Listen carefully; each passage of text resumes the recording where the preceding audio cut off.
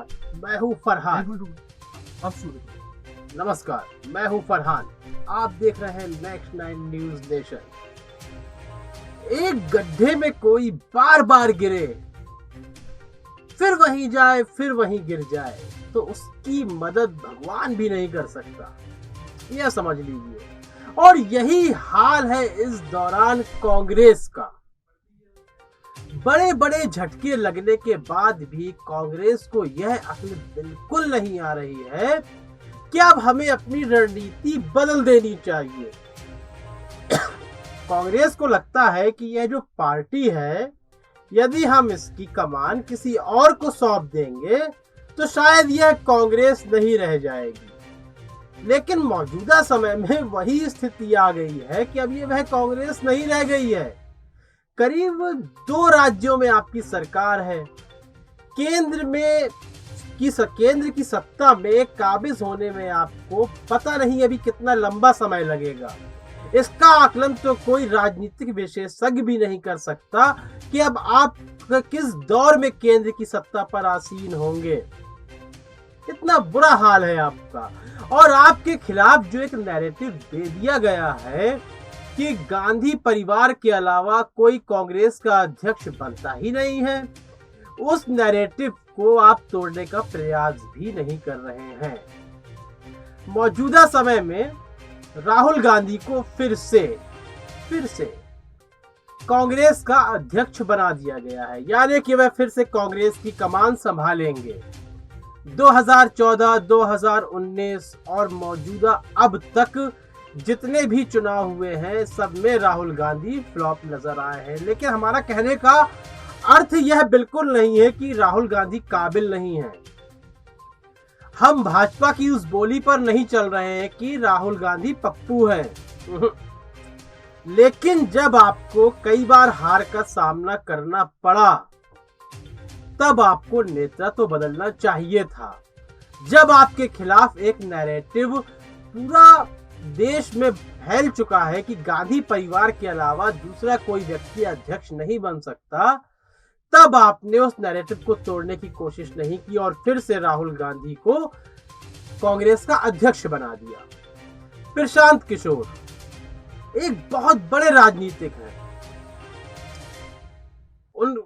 उनका विश्लेषण जो होता है वह नजरअंदाज करने लायक नहीं होता।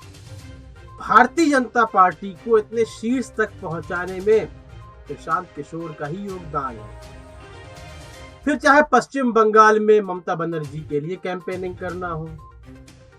प्रशांत किशोर ने बीते दिनों कहा था कि कांग्रेस को अपनी कमान बदलनी होगी। यदि इसी कमान के सहारे कांग्रेस चलती रही तो यकीन मानिए 2030 के बाद तक भी सत्ता काबिज करने में कांग्रेस नाकामयाब रहेगी। प्रशांत किशोर की इस बात को नजरअंदाज किया गया और अब बिल्कुल स्पष्ट होता हुआ नजर आ रहा है कि जिस तरह प्रशांत किशोर को कांग्रेस में शामिल करने की बातें की जा रही थी और राहुल गांधी कहीं ना कहीं उनके खिलाफ थे, तो मुझे लगता है प्रशांत किशोर यही सलाह दे रहे होंगे कि राहुल गांधी को कमान न सौंपी जाए और राहुल गांधी इसीलिए खिलाफ थे। कांग्रेस लगातार यह गलतियां करती हुई आ रही है। पंजाब में सुनील जाखड़ की जगह सिद्धू को बैठा देना, सुनील जाखड़ पार्टी छोड़ देते हैं। मध्य प्रदेश में ज्योतिरादित्य सिंधिया पार्टी छोड़ देते हैं। ऐसे कितने नेता हैं जिन्होंने कांग्रेस को छोड़ दिया। और मैं नए नेताओं की बात नहीं कर रहा हूं, बल्कि सबसे वरिष्ठ नेता कपिल सिब्बल तक ने कांग्रेस का साथ छोड़ दिया।